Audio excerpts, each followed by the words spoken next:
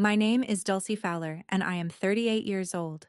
For 30 years, my family called me the dumb one, and I let them, because letting them was cheaper than telling the truth. I run a two-bay fabrication shop in Kellerton, Ohio. I weld. I build things that hold under load. I have never once read a contract in front of another human being. On the second Saturday of September, my family held its 30th reunion at the Grange Hall out on County Road 12, and my dad stood up with a microphone in his hand and told 60 people that I never amounted to anything. They laughed the polite kind of laugh, the kind that dies fast. My 11-year-old niece was sitting close enough to hear all of it. 20 minutes later, a man in a gray suit came through the back door with a leather case and put a check for $47 million in my hand, and the whole room stopped moving. That is the part everybody wants to hear about. That is not the part that matters. What my father did 20 minutes after that check landed is the thing I still cannot get through without stopping. Welcome back to Hidden Family Revenge. This is where we sit with the quiet ones. The people a family decided about early and never checked on again. Drop a comment and be sure to subscribe. Tuesdays at my shop start at 7, and Tuesdays are for the mail. Hollis Dean drags the green steel chair away from the wall by the press brake, sits down with his knees apart, and reads the week out loud while I run a grinder. He was a pressman for 30 years before he came to work for me. He has a voice like a man reading a weather report to a room he trusts, flat and unhurried, and he never once asked me why we do it this way. Invoice from Kraus Steel, $4,160. Certificate renewal, due the 12th. Somebody in Bellefontaine wants a quote on 8 stair stringers. I keep grinding. I do not write anything down. By the time he sets the last envelope on the bench, I can tell you every number he said and what order they came in, because that is what my head does, instead of the other thing. Bo Keenan, who has worked for me 4 years, thinks it is a habit 2 old people got into. Bo is 34 and believes a lot of things about how the world works. Bo has no idea that in 14 years at this address, I have not opened a single piece of business mail by myself. Not one. There is a system, and the system is the whole reason the shop is still standing, and the system has exactly one moving part, and that part is a 66-year-old man in a green chair. That August, we got one last ordinary Tuesday, the kind where nothing in the stack was worth saying twice, and I had no reason to pay attention to it. Before I get to that envelope, I have to tell you about the phone call, because the phone call came first and it set the clock running. My mother, Corinne, calls the shop line instead of my cell because she says cell phones make her sound far away. She told me the reunion was set. 30th 1. Grange Hall on County Road 12, second Saturday of September, 4 o'clock, and everybody was bringing something they were proud of. That is a real thing in my family. There is a table by the door for it. Paul's continuing education certificates go up there in a folding frame he bought for the purpose. Nadine's building won a state recognition banner 2 years ago, and the banner has been to 4 reunions. Cousins bring commission letters and diplomas, and 1 year somebody brought a laminated newspaper clipping about a pig. Then my mother said the kind thing. She said, "Dulcie, honey, you don't have to bring anything for the table. Just bring a cake." She said it the way you'd tuck a blanket over somebody. She meant it that way too, which is the part I have never been able to explain to people who did not grow up in that kitchen. There is no cruelty in it anywhere. There is only a scoreboard, and everyone agrees on the scoring, and I have been off the board since I was 8 years old. I told her I'd bring the cake. I hung up, and I stood there with my hand still on the receiver, doing what I always do, which is nothing. The fall of 1996, I was 8 years old and in 2nd grade, and my teacher was a woman named Arlene Pruitt, who wore her glasses on a beaded chain. She asked my parents to come in after school. I sat on a plastic chair in the hallway with my shoes not reaching the floor, and I could hear most of it through the door, which they left open about a hand's width. Mrs. Pruitt said I was bright. She said it twice. She said I could do arithmetic in my head faster than she could do it on the board, and that I built a bridge out of craft sticks that held 11 textbooks, and that when she put a page of words in front of me, the letters would not hold still, and she wanted the district to test me. There was a pause. Then my father said the sentence that has been sitting in the middle of my life ever since, and he said it kindly, the way you'd explain a thing to a bank teller. Somebody has to read for her. That was all of it. My mother said, "Well, that's true." Mrs. Pruitt tried twice more. The folder closed. Nobody ever mentioned it again. The next night at dinner, my brother Paul, who was 14 and delighted with himself, said, "Pass the potatoes to the dumb one," and everybody laughed, and my father did not stop him. And that was the day the name got issued. 30 years later, that same man would say the same sentence into a microphone in a room with 60 people in it. My sister Nadine called me the second week of August, and she never calls me. Nadine is 41, and she is the principal of a middle school in Marysville, 22 miles from my shop. She had her professional voice on, which is how I knew she was scared. Ren's reading teacher had sent home a referral. The school wanted to run an evaluation. Nadine had not signed it. She had a whole answer ready, and she gave it to me in one breath, the way you give a speech you have already said in the car. She said a file follows a kid. She said she has watched files follow kids for 18 years, and she knows what happens when a label gets attached at 11, how the label starts making decisions the kid never gets to weigh in on. She said Ren is a late bloomer. She said her husband agrees. She said, and this is the part I keep. You of all people should understand what I'm protecting her from. I stood in the shop office with grinder dust on my forearms and I said nothing, because Nadine is not stupid, and Nadine is not cruel, and every single thing she said was true, and it was also the exact machinery that had been running on me since 1996, only now it had a college degree and a nicer vocabulary. She waited for me to agree with her. I said I had to get back on a job. She said, "So you agree?" And I said, "I have to get back on a job." And I hung up and stood there for a while. There is a building on Depot Street with plywood in 2 of the front windows and a sign across the top that says Fowler Machine and Tool, and it has been empty for 17 years. My grandfather put the sign up in 1971.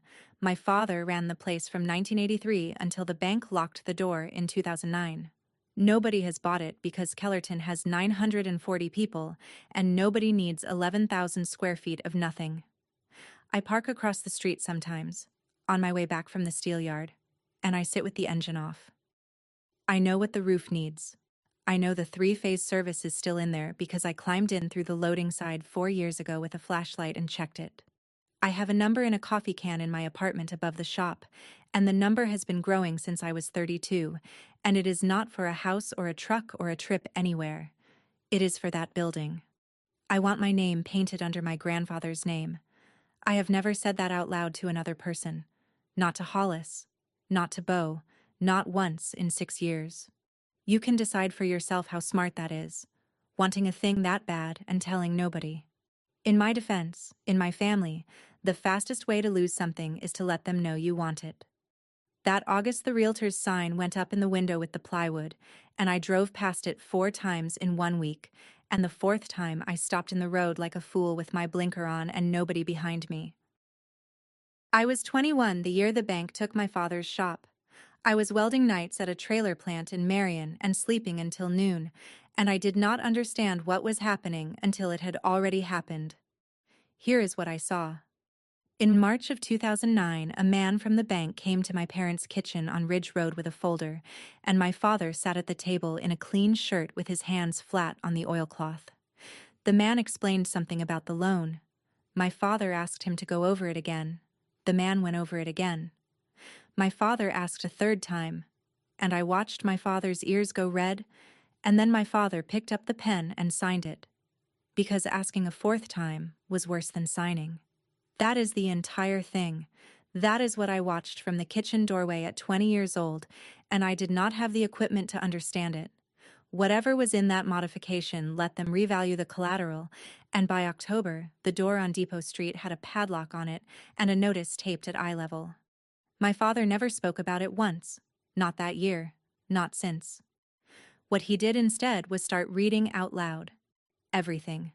Prescription labels at the kitchen table, warranty cards, the back of a soup can, once to my mother, who did not ask him to.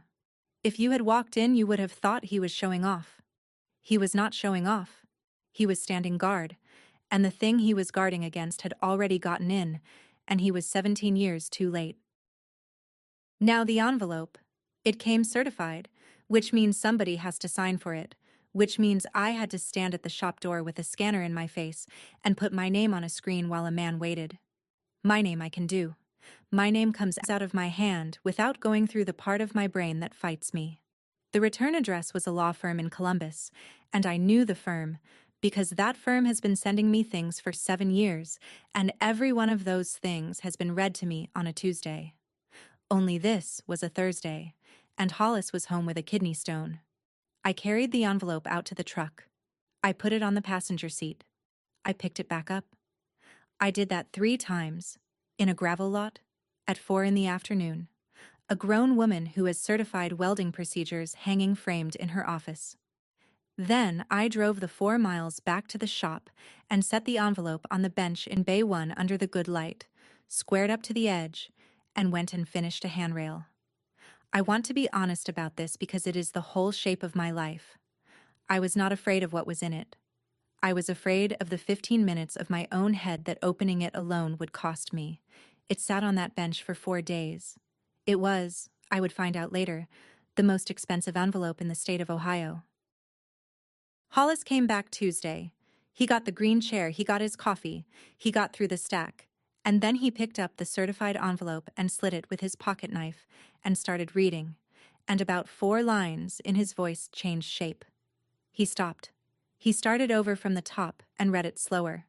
What it said was that Halverson Industrial Group was exercising its buyout option on the running royalty under our 2019 agreement. What it said was that the audit of their 2025 net sales had closed, and the underreported amount was $2,400,000. What it said was that the buyout of the remaining royalty term, 7.5 years to patent expiration in March of 2034, had been valued at $44,600,000. What it said, at the bottom, in a sentence with no adjectives in it, was that closing was set for Saturday, September 12th, and payment would be delivered on that date, $47 million even, because that is how the 2 numbers landed. Hollis put the page down on his knee. Bo had the plasma table running in Bay 2 and could not hear anything and never knew a thing about it that day. I stood there with a wire brush in my hand, and I asked Hollis for exactly one thing. I said, "Read me the date again." He read me the date again. Saturday, September 12th, 4 o'clock that afternoon, in a hall on County Road 12, my whole family was going to be standing around a folding table with their diplomas on it. I did not say that to Hollis. I did not say it to anybody. I put the wire brush down and I went back to the handrail, and we worked until 5 like it was any Tuesday in the world. You should know where the money came from, because everybody at that reunion later decided it came from luck. In 2013, I lost my biggest customer. They built battery enclosures, thin-wall aluminum, and my weld fixtures were letting the panels creep about 4/1000ths out of square across a 30-inch run, and 4/1000ths does not sound like anything until it is stacked 8 welds deep. The buyer called me on a Friday and told me they were moving the work to Sandusky. I did not argue. I hung up, and I went out to Bay 2, and I turned on the overheads and I stood in front of the back wall. 12 feet of gray block wall. I had been drawing on it since I bought the place. Paint marker, freehand, everything in views and dimensions and arrows, and no words anywhere on it, because words on a wall are just a place for my eyes to fall down. For 3 weeks I slept on a cot by the parts washer. I drew the clamp 40 different ways. The thing that finally worked was stupid and simple, a floating jaw on a tapered pin that let the fixture find the center of the part instead of forcing the part to find the center of the fixture. The part tells the tool where it is. That is all it does. I built the first one out of scrap 4140 on a Sunday, and Monday morning the panels came off the table dead square, and I called Sandusky and told them to keep their money and come look at something. It took a woman who cannot read a page of instructions to build a clamp that stops fighting the material. I have thought about that a lot, and I still cannot decide whether it is funny. In March of 2019, Halverson Industrial Group offered to buy the product line. 2 ways. $1.2 million. Cash. Done. Walk away. or $400,000 at closing and 2.5% of net sales for as long as the patent lived, which was until 2034. My attorney read me both versions 4 times over 2 nights at her office in Columbus, and then I sat in my truck in a parking garage for an hour and thought about tapered pins and how many battery lines were going to get built in the next 15 years, and I took the second one. I did not tell my family. Paul found out anyway, because Paul knows a guy who does contract work for Halverson, and Paul brought it to Sunday dinner at Ridge Road like a casserole. He did the arithmetic out loud at the table with a pen on a napkin. He explained percentages to me. He explained that royalty streams are how companies pay you in imaginary money.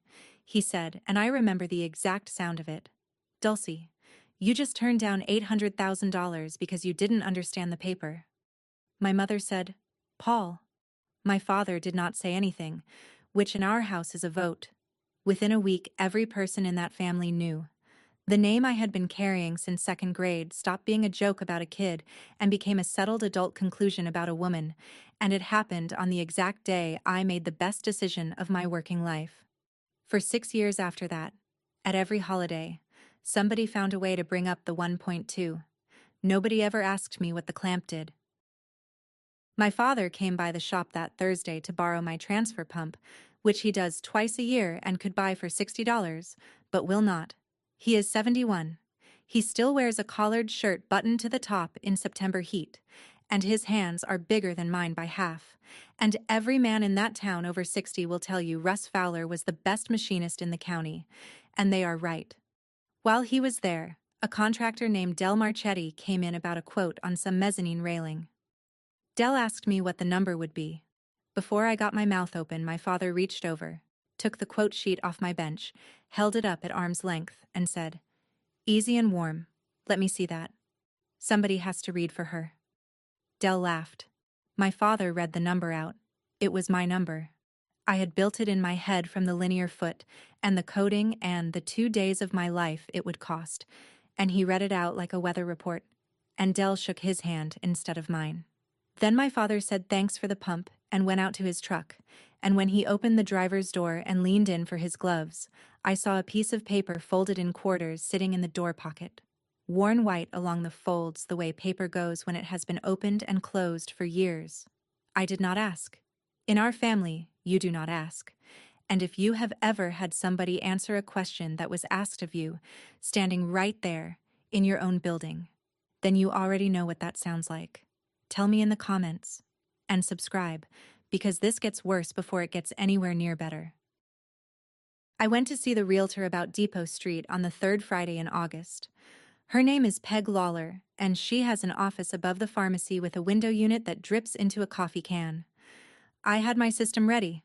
My system is that I ask for the packet, I take it home, and I sit with it at my kitchen table for 2 nights with a ruler under the line, and by the 3rd pass, I own it.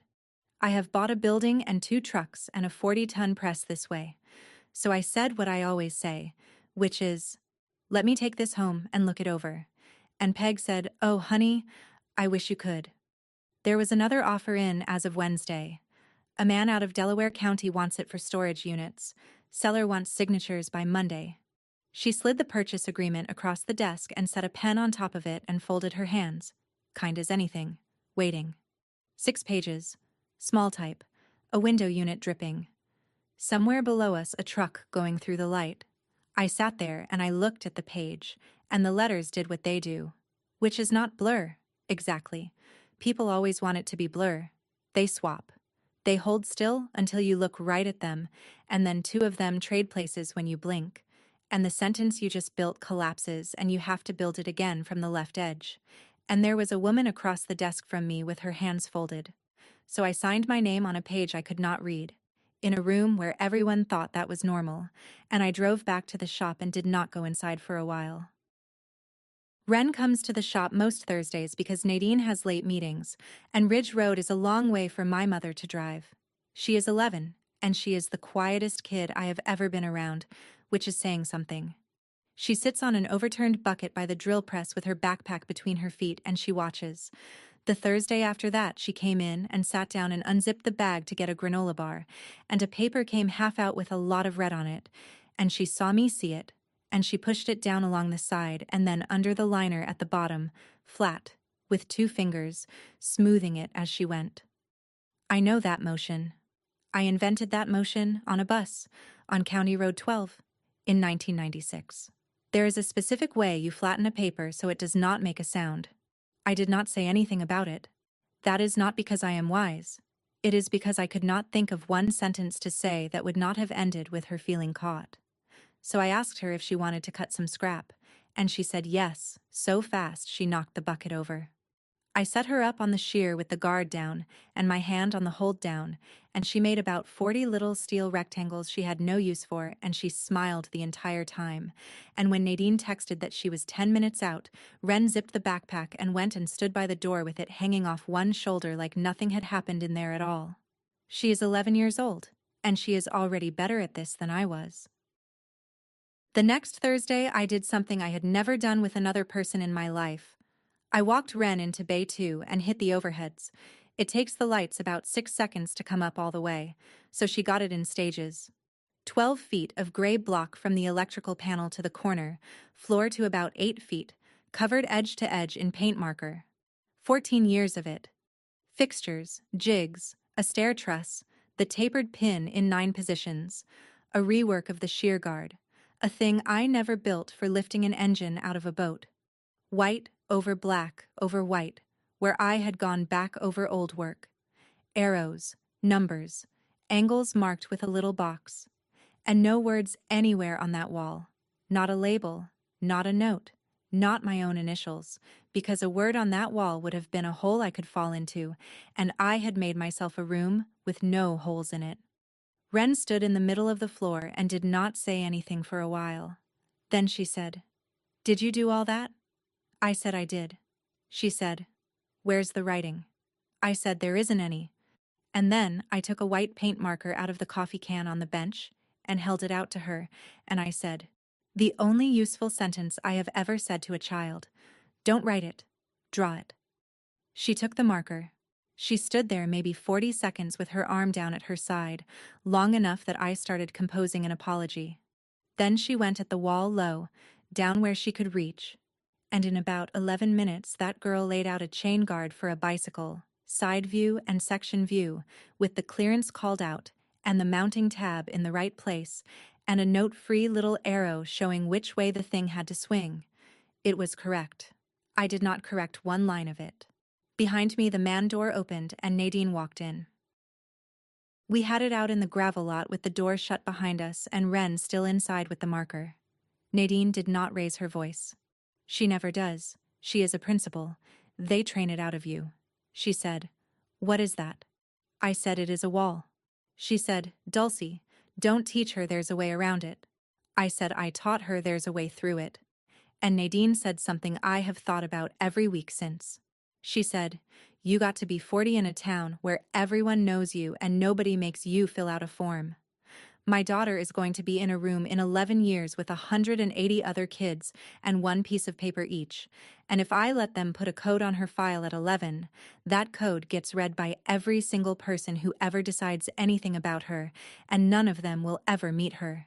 She was crying by the end of it, standing straight up in a lot full of steel, not wiping her face. I want to be fair here because it is the only way any of this makes sense. My sister was not protecting the family name. She was not protecting her career.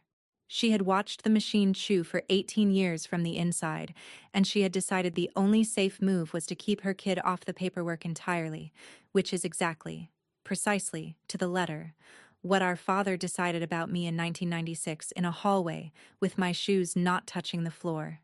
She had reasons. He had reasons. The results are identical. She took Ren home. Ren waved at me through the back window and I stood in the lot until the taillights got to the road. The Tuesday after that, Hollis got through the mail and then did not get up.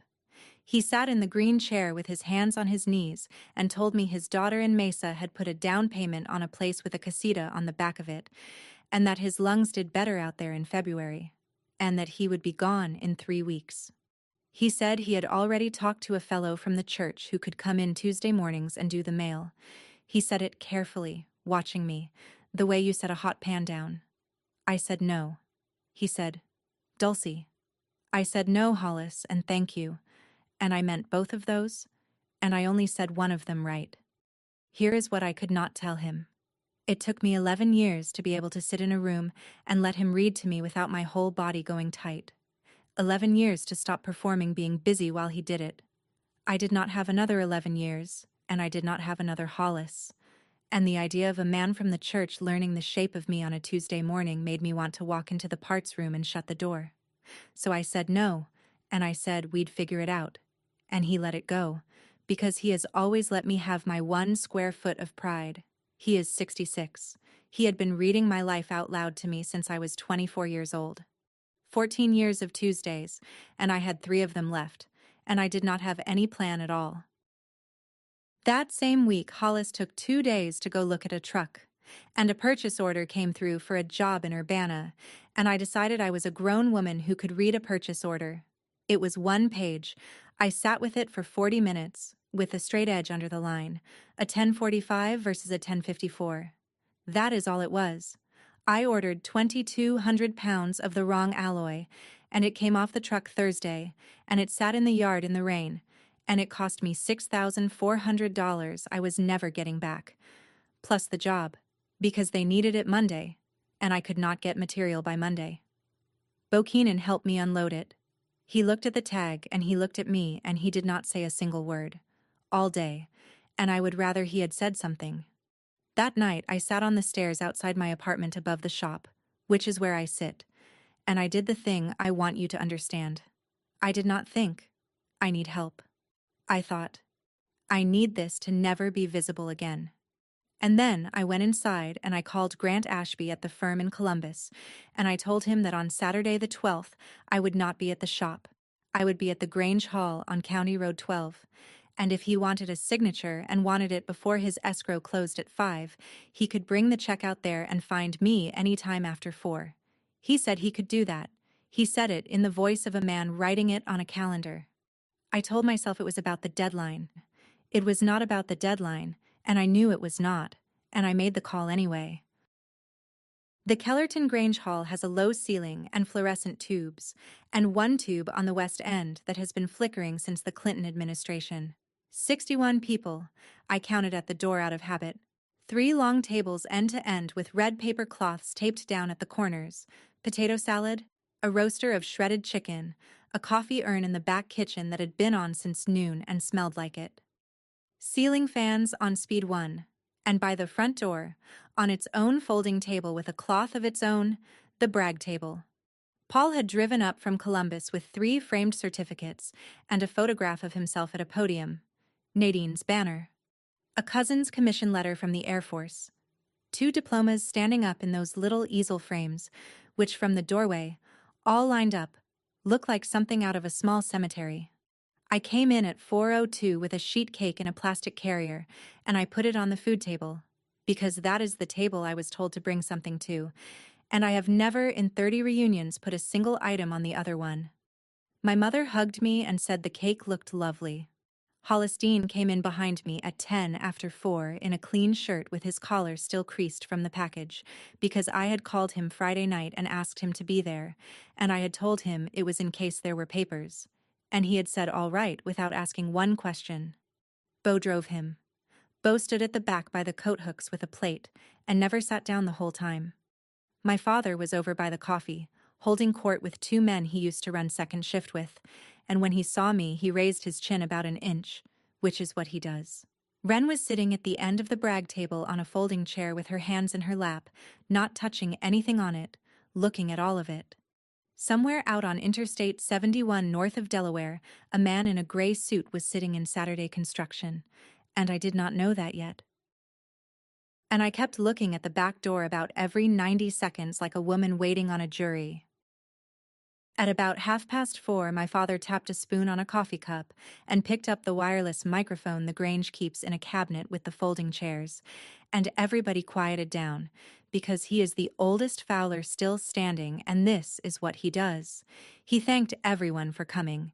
He talked about my grandfather and the shop on Depot Street, and how the first reunion was in 1996 in his own backyard with a card table. Then he went down the line. Paul, he said, is keeping half of Franklin County alive, one prescription at a time, and Paul lifted his cup. Nadine, he said, runs a school of 600 kids and got a banner from the state for it, and everybody looked at the banner. 2 cousins got their turn. And then he came to me, and he did not skip me. He has never once skipped me, and that is important, because being skipped would have been mercy. He looked over at me and he smiled, and it was an affectionate smile. I want to be exact about this. There was no meanness in his face at all. He said, "And Dulcie?"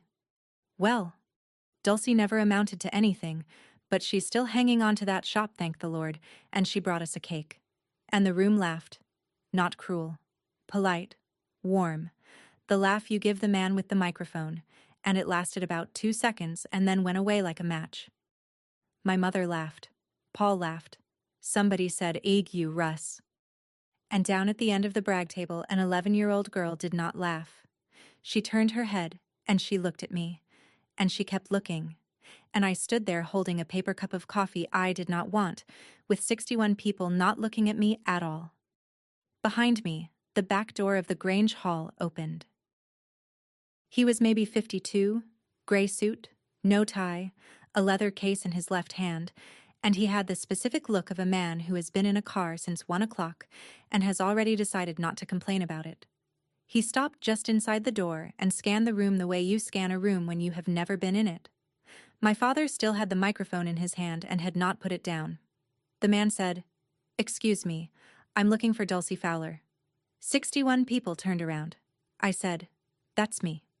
He came across the floor, and he did not look at anybody else, and he put his hand out, and he said, "Ms. Fowler, Grant Ashby, I'm with counsel for Halverson. I apologize for the venue. Traffic on 71 was a parking lot."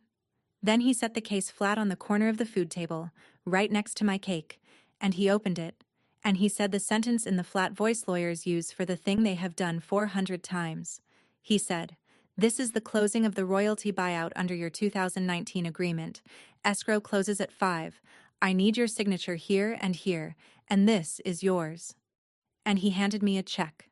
I have handled a lot of objects. This one weighed nothing. It was a bank check with a security pattern on it and my name spelled right, and the number in the box was 47 million and no cents, and the number was also written out in words along the line beneath it, and I did not need to read those words because I already knew them, and that is the only reason I could stand there. Somebody's chair went over backward. My father still had the microphone on, and it was down at his side, pointed at the floor, and it picked up the sound he made and put it through the speaker on the wall behind the brag table. For about 9 seconds, standing in a Grange Hall under a flickering tube with a pen in my other hand, it was the best moment of my entire life. Then the room came back on. Paul got to me first, and Paul did the thing Paul does, which is arithmetic in the direction of somebody else's life. He said, okay, that's gross. That's not net. You're going to lose damn near half of that to federal and state. Do you understand that? Do you know what capital gains is? He was not being cruel. He was being useful the only way he knows how, out loud, at volume, in front of everyone, immediately. My mother got there second and put both arms around me and cried into my collar, and she had not held on to me like that since I was in my 20s, and I stood there with the check in my hand and my arm out to the side so I would not bend it. Phones came up. My cousin Renata, who has not called me in 6 years, filmed the check. 2 men my father used to run second shift with came over and shook my hand and asked what the company was called. Somebody wanted to know if I was going to buy a place in Florida. Somebody wanted to know if the shop was for sale. Grant Ashby stood at the corner of the food table with the signed pages under his arm, in no hurry at all, watching a family the way you watch weather. And here's the thing I did not notice until later that night, when I was sitting on my stairs. Not one person in that hall asked me what I built. They asked what I was going to do with it, and what I was going to lose off of it, and whether they could see it. Nobody asked what the thing was. If your family has ever done the math out loud in front of you like that, put a 1 in the comments so I know. And subscribe, because the next 20 minutes are the only reason I am telling any of this. My father waited until the noise had crested and started coming down. Then he set the microphone on the table, went out to his truck, and came back in with the old brown leather case he has had since before I was born, and everybody made room for him because everybody always makes room for him. He put it on the red paper cloth and unbuckled it and took out a document in a blue cover, thick, with those little colored flags sticking off the side, and he set it down and he smoothed it once with the flat of his hand. He said, "Now, before anybody gets excited," he said, "that kind of money brings people out of the woodwork, and I've seen it, and I'm not going to watch it happen." He said, "Barb Craft's boy drew this up. It's a trust, and there's a power of attorney with it, and I'd be on it with her. That's all. 2 names instead of 1, so nothing moves unless 2 people say so. Somebody said that's smart. Somebody said that's what I'd do." And my father turned to the room. Not to me, to the room, and he said it. "Somebody's got to read for her. I'd rather it was family." 11 people nodded. My mother said, "Russ, that's good thinking." And I was standing close enough that I could see the bottom corner of the first page where the drafting date sits. Small, the way lawyers do it. July. Not that afternoon. Not that week. July. The check in my hand was 20 minutes old. That paperwork was 8 weeks old. And I stood there in a room full of people I have known my whole life and understood finally, all at once, the way you understand a sound in your house at 3 in the morning that my father had known since June. Nadine got me by the elbow and walked me into the coat hallway by the restrooms where the floor is a different color, and she was lit up.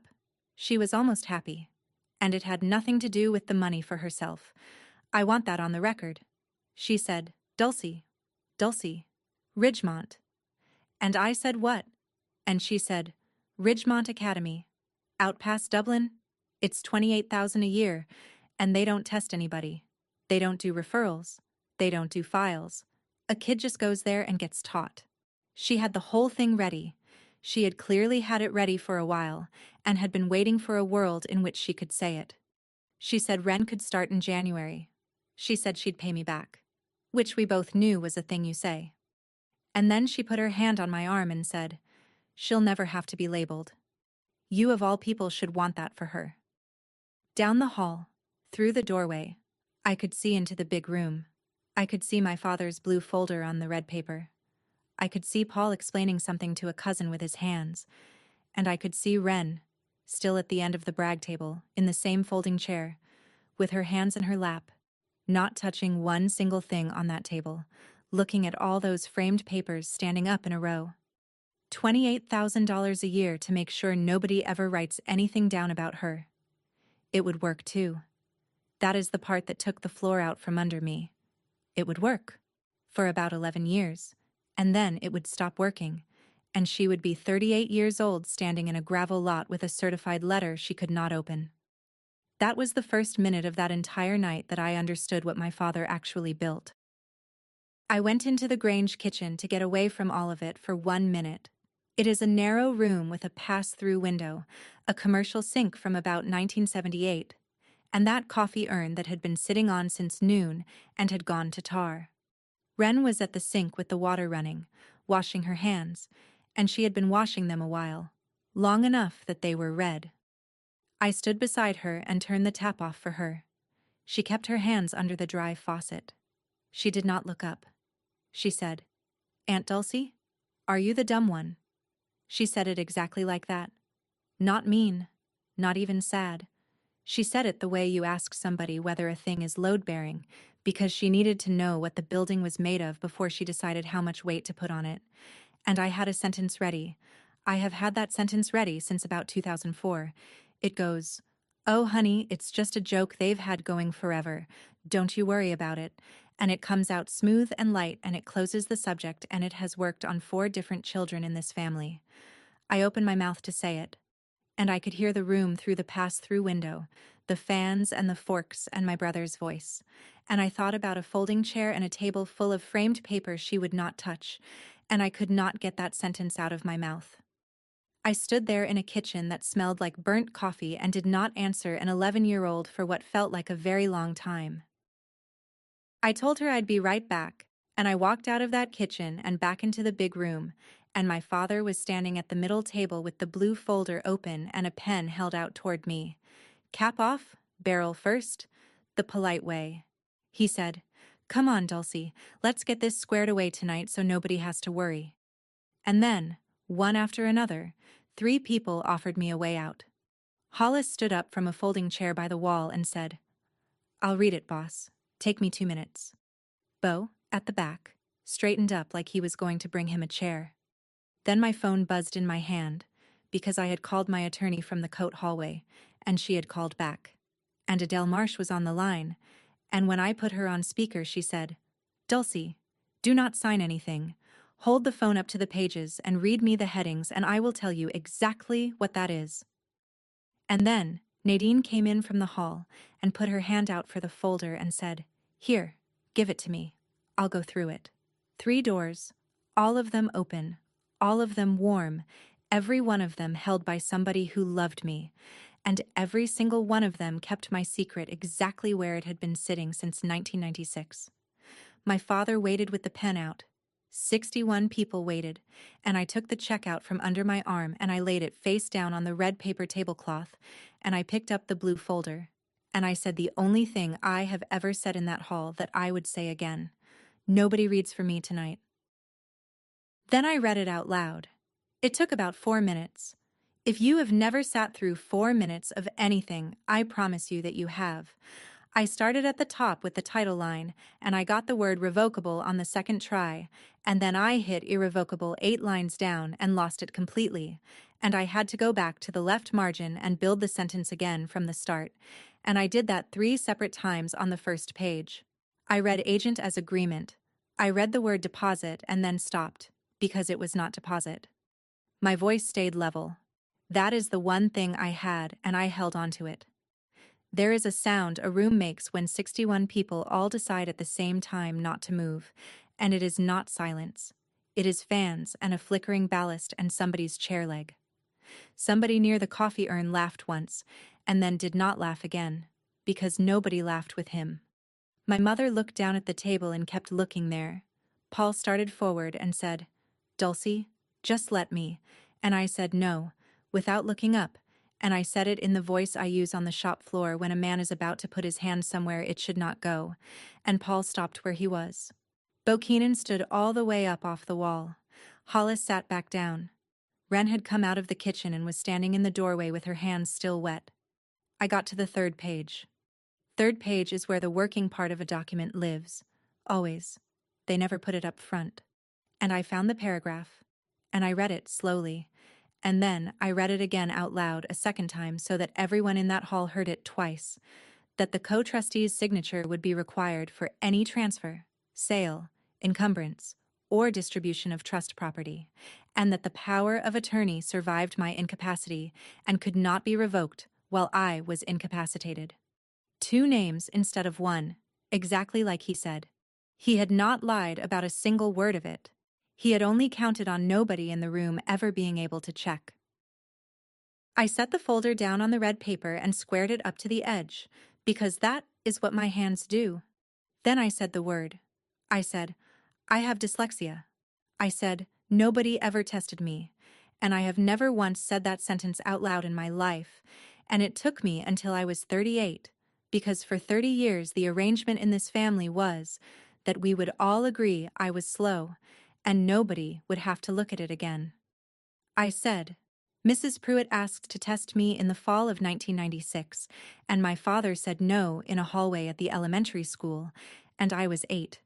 I told them there is an adult reading clinic at the university, that the evaluation is $2,400, that insurance does not cover it, that I got on the list in June and my appointment is Monday morning at 9, and that I made that appointment 11 weeks before any check existed." Nobody said anything. My father's face did not change at all, and that was somehow the worst part of the whole night. And then I turned to the doorway, where an 11-year-old girl was standing with her hands held out from her sides like she'd forgotten they were attached to her, and I asked her the question in front of every person we are related to. I said, "Wren, will you come with me?" She said yes before I finished it. She said it fast and loud, the way she'd said yes to the shear, and it came out of her like something that had been sitting on her chest for a year. And my sister stood up so fast her chair went over. My father did not shout. I need you to understand that about him. In 71 years, I have never heard that man raise his voice, and what he does instead is lower it, and everybody leans in, and that is how he has run every room he has ever been in. He said quietly, so that only the front two tables really got it. All I have ever done is try to make sure nobody takes it off you the way they took it off me. And then he reached into his shirt pocket, the one he keeps buttoned, and he took out a piece of paper folded in quarters, worn white along every fold, soft as cloth at the corners, and he opened it part way and laid it on the table next to my face-down check. I did not have to read it. I knew what it was from across the room, because I had watched it get signed at a kitchen table on Ridge Road in March of 2009, while a man from the bank explained it 3 times. 17 years he had carried it. He said, "They had me sign that with a pen they handed me." He said, "Paper never once asked me how hard I worked." And I said, "I know it didn't, Dad."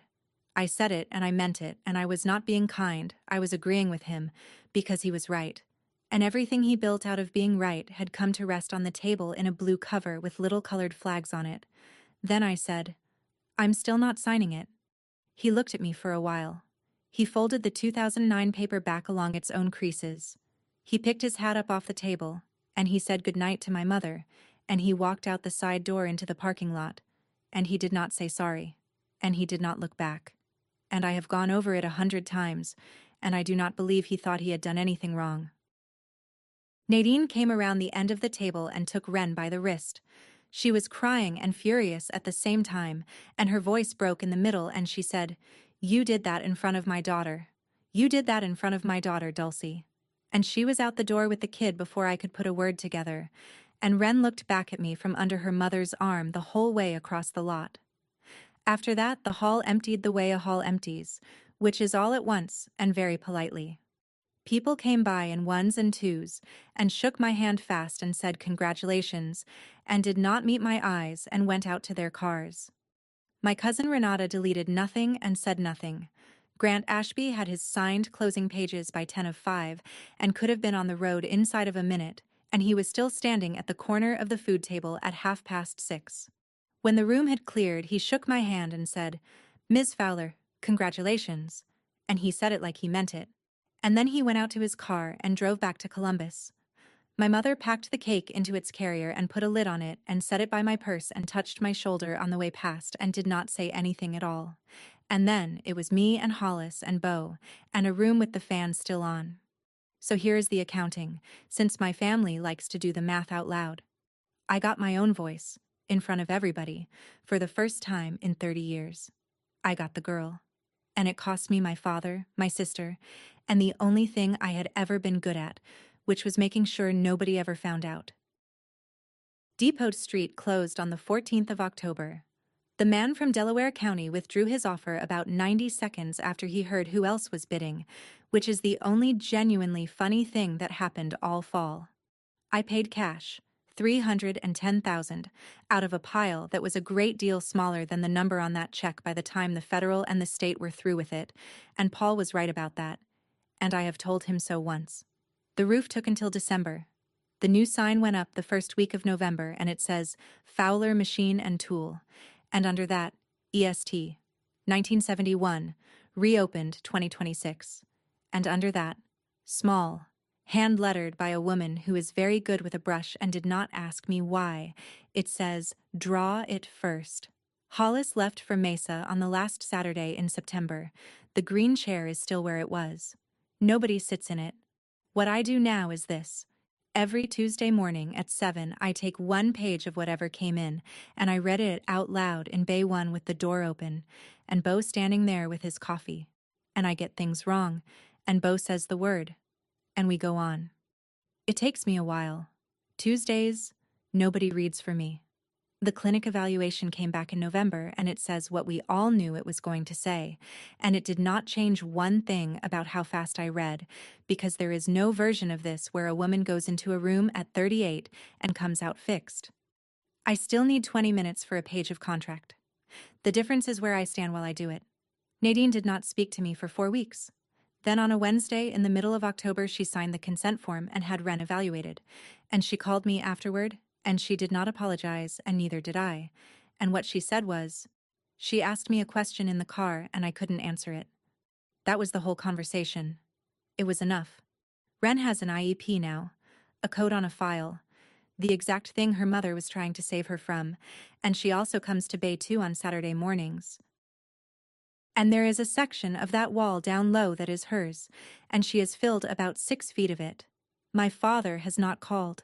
Not in October, not in November. He did not come to Thanksgiving at my mother's, or rather he came, and I did not, which my mother handled by making 2 plates. But on a Monday morning in the middle of November I came down the stairs and unlocked the shop, and there was a piece of paper on the bench in Bay 1, folded in quarters, worn white along the folds. No note, no envelope. He has a key to the yard gate from the old days and he never gave it back, and I never asked for it. I did not chase him down about it. I also have not thrown it away.